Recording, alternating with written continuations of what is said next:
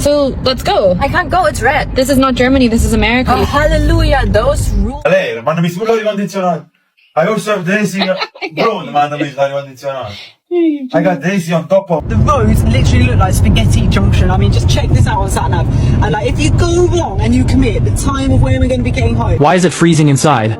And hot outside? I can't handle it. Lights here. We're smoking cigarette. Tell me why they come out saying you can't smoke. What the fuck you mean I can't smoke with my fucking coffee? Genuinely a million calories. What the hell are these gas prices? Why are American flags everywhere? America is the best in the world. It's really not, but... What you say? What are you doing, AJ? What do you mean, what am I doing? No, seriously, like, what are you doing? I don't understand. What are those things? Turn to my right, there's a plane in the driveway. If you go around there, there is a runway. A runway where planes take off and people just park their planes in their driveways. Every single house has a pantry. In England, we would just put all of this in our cupboards. Personally, I kind of like this. The way these houses are made. Look at the way they're made, yeah. Fucking like wooden boxes, aren't they? Like, if you sneezed on it, it'd fall over, wouldn't it? The basement. I feel like every American house has a basement like this. They're nice, they're big, you can store it so much things, and I wish European houses had those too. Guys, just landed in Laguna Beach. Now what the hell is this paradise? Guys, look at those houses. Just by looking at those houses, I feel like there's money coming out of my bank account. What the hell is this? Guys, look at those houses there too. It just feels like I'm in the movie right now, honestly. And yeah, and then we say Americans, they don't travel a lot. Of course. They have everything. They also have Hawaii. Yeah, look at the water too. Wow.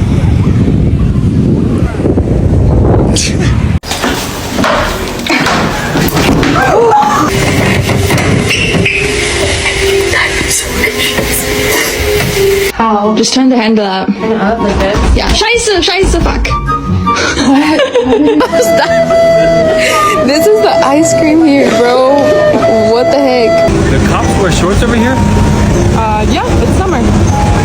Looks kind of weird, don't it? What is this? Who is this supposed to feed? You call this a pizza? Where's the grease? I can taste the vegetables. Ugh. Give me a soda to wash this down. The caps don't come off, so you don't lose it. Come on, America. How on earth is it 10 p.m. right now? No, and let me prove it to you because you might not even believe it. Look at this. 10.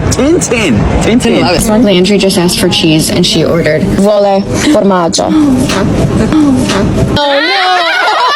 Number one, if a waitress at, say, a Waffle House or a Chili's calls you darling, honey, sweetie, or baby, she's not objectifying or belittling you. This is a sign of endearment. Number two, let's say you're at a match and a goal is scored and a young man looks at you and says, let's go! He is not asking you to leave with him. This is just his way of expressing excitement. It's appropriate to just give a let's go back. And the same thing applies if he calls you big dog. He's not saying you're an animal. This is actually a sign of respect. Number three, you're gonna hear a lot of USA chants just spontaneously break out. This is not because of the World Cup, okay? Americans do this everywhere. Concerts, restaurants, church, weddings, funerals. It's just kind of an auto default setting, so just something to know. 4, gas stations are 10% gas, 90% cultural institutions, okay? This is where many of us go to receive our daily nutrients. They should be regarded with reverence and civility. Also, do not take the drugs they sell at the front counter. They will kill you, and you do not have free health insurance here. Also, if someone asks you if you won't ranch with that, just say yes.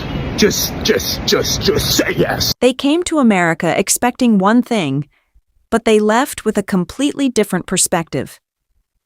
From the convenience of 24-hour stores and massive supermarkets to wide highways, air-conditioned buildings, free refills at restaurants, and the friendliness of strangers, many Europeans say they experienced culture shocks they never expected.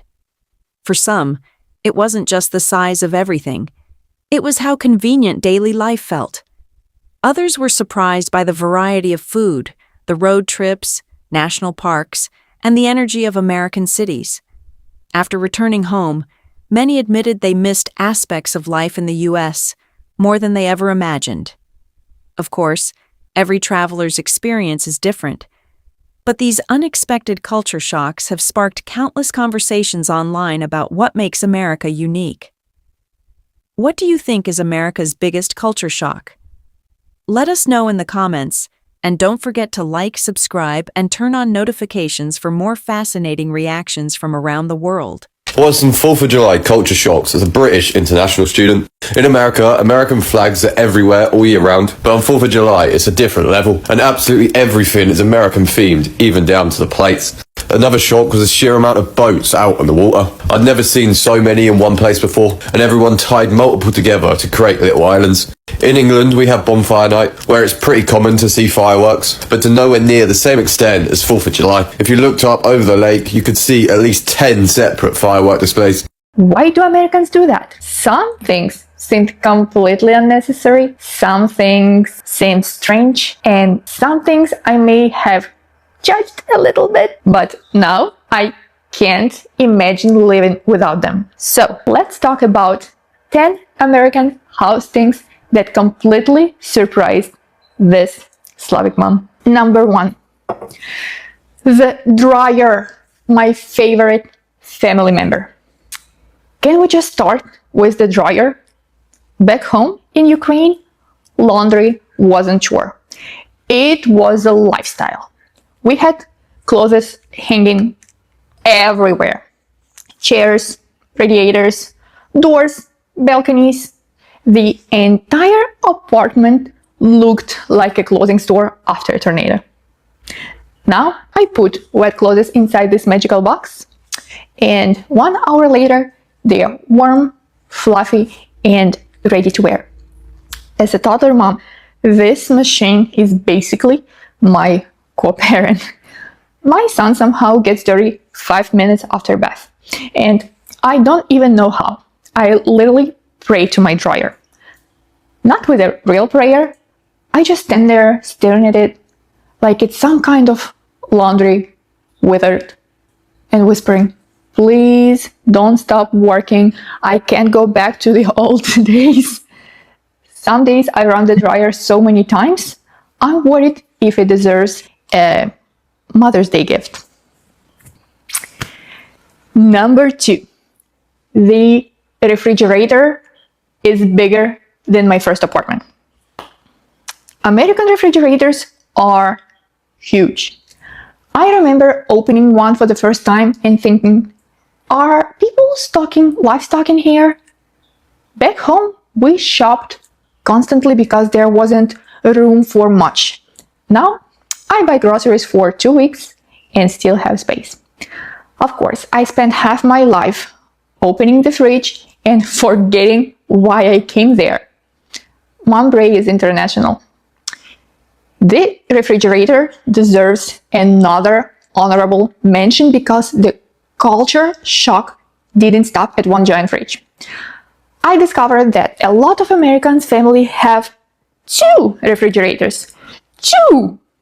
One in the kitchen and another one living its best life in the garage, full of beer, frozen meat, Costco treasures, and mysterious containers nobody has opened since 2019. I grew up in a country where one refrigerator barely fit in the kitchen. And here people are casually collecting refrigerators like they are decorative pillows. The first time someone said, check the garage fridge, I thought they were joking. The garage fridge is apparently a respected member of the American family for a good reason. You know, I feel like for the most part, the Europeans that are visiting the US for the first time are doing a pretty good job of adapting to life here in America. But there is one exception, something that I've seen with my own 2 eyes that the Europeans just can't adapt to. And that is our public restrooms. See, I was at this bar with a couple friends because they were hosting this FIFA World Cup event. And everything was normal at first. It was at this standard American sports bar, and on every screen in this bar they were showing the World Cup, and it was like your normal sports bar experience. It's just half the people in this bar were European, and the only reason I knew that was because of their accents. Like, I heard so many different types of European accents from like all over the place, and I was like, oh my god, half this bar is European. Anyways, I'm having fun watching the game, drinking with my friends, when suddenly out of nowhere I have to go to the bathroom. So I go to the bathroom thinking nothing of it. I enter this bathroom and I see toilet paper everywhere. And I mean everywhere. Toilet paper covering the floors. You could barely see the tile on the bathroom floor. There was also toilet paper on the walls of the stalls and the doors of the stalls. It looked like multiple teenagers TP'd this bathroom. I'm thinking like, what is going on? And then I look over and I see a fully grown man putting toilet paper up on the stall. So I go on and I ask this dude, like, what are you doing? In this British accent, he goes, oh, I'm just covering the gaps in the stalls.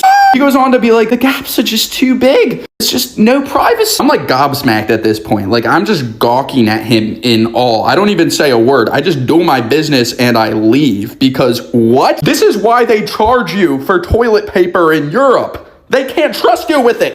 One thing I'm shocked about here in the US, I'm culture shock, is like my colleagues are actually talking about guns, about owning guns. And for me, hearing it, it's kind of like, oh my God, they're quite like extreme. But yeah, I'm not used to people owning guns here, and I have these colleagues, they're talking about, oh, they just bought a 15,000 grand worth of gun, and I was really shook. But I think this is the norm here, so I just have to adjust. No judgment, this is just something that I wasn't used to hearing in an everyday conversation. Here are 4 things that surprised me in America as an exchange student from Europe. Number 1 is tipping, and more specifically, how much people tip and also in which places they tip. Because it was really different and surprising to see that people tip everywhere, and it is kind of expected. And it is not something that you do if you really like the server or they did a really good job, but it's simply expected to tip. It really doesn't matter if you just came to a drive-thru or you didn't even see your server, or it was literally just 2 minutes of ordering, you're still expected to tip. And tips are so much higher than in Europe. In Europe, if you give like 2, 3, 4, 5 euros, it's like, okay, that's a good tip. But in America, you have to tip at least like $30. Number 2 is driving everywhere, which it's understandable. Like, I get it. You can't really come, especially if you live in like a rural area, you can't really come anywhere without a car. But just that concept that you really have to drive everywhere, you cannot go anywhere without a car, was really crazy to me because I walk everywhere. I just walk to the shop, I walk to the bus station, I would walk to school.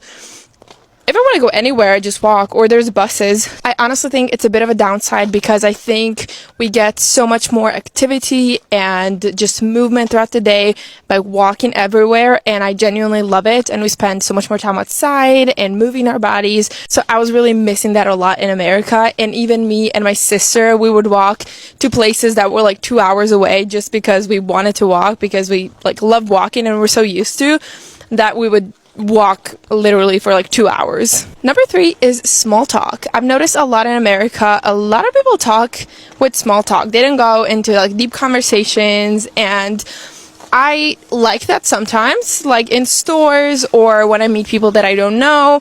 Everybody's real open. Everybody's like making conversations and just starting, asking how you are. And I think that's very nice. But I also think that I personally enjoy deep conversations, and I hate small talk. I just want to go into the deep stuff immediately. I want to get to know you. I want to see how you think. But yeah, definitely a lot of my friendships and people that I knew were based on small talk and not really deep connections, I feel like. And I feel like they don't go as deep, and they already consider you as a friend. So even if you are not super close, or you just, talk a little bit, they already consider you as a friend, as a best friend. So like relationships are made really easily. And number 4 is there's ice in every single drink. Everything is iced. Iced coffee, iced matcha, iced water.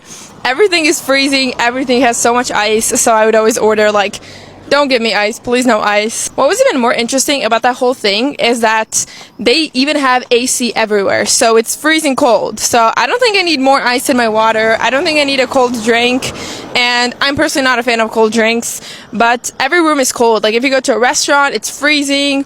In the summer when it wouldn't even be like warm, they still have icy everywhere, and it's still pretty freezing inside. Always remember that all those things are differences. They're not weird, they're not crazy, they're just how people live there. And if people came to your country, they would probably think so many things are crazy and weird. So you always have to be open-minded and always try to see why things are the way they are, and just be open to learn another culture and about other people and how other people live, and find it as a difference, as something interesting, not necessarily as something bad.